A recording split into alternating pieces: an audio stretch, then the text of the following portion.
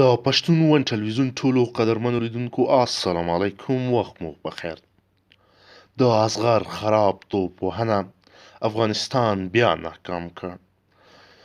بنګلادیش 15 کاله وروسته له افغانستانه 20 ورځې لوبه وګټله. د بنګلادیش په کوربه‌توب د درې اړخیزه سیریز په شپږمه لوبه کې بنګلادیش وکولی شول چې د شکیب الحسن د ښکلې توپوهنې پر مټ افغانستان ته ماتې ورکړي، او په دې سره د 15 کالو ځنډ وروسته له افغانستان 20 ورځې لوبه وګټله.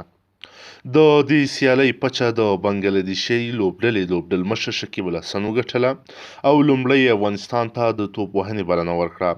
افغانستان په ټاکلو 20 اورونو کې د 7 لوبغاړو په سوځېدو 138 منډې جوړې کړې او بنګلادیش ته د سیالیو ګټلو په موخه 139 منډو هدف کېښود.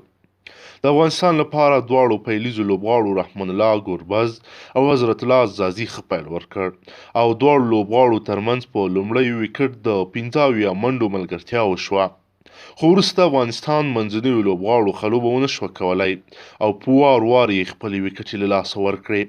د افغانستان لپاره په توپوهنه کې حضرت الله زازي 15 توپونو باندې 40 منډې وکړې، 6 څلوریزې او 2 شپږیزې بیټینګ شاملې وې.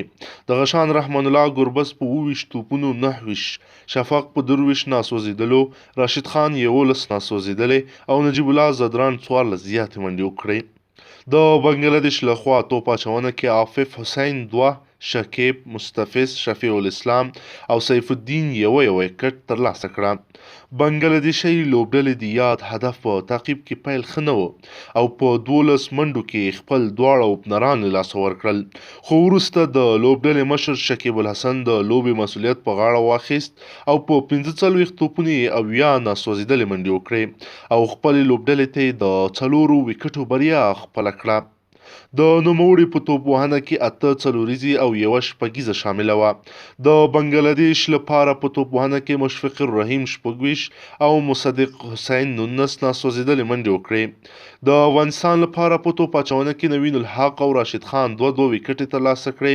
دغه شان کریم جنت او مجیب زدران یو وکټ ترلاسه کړه.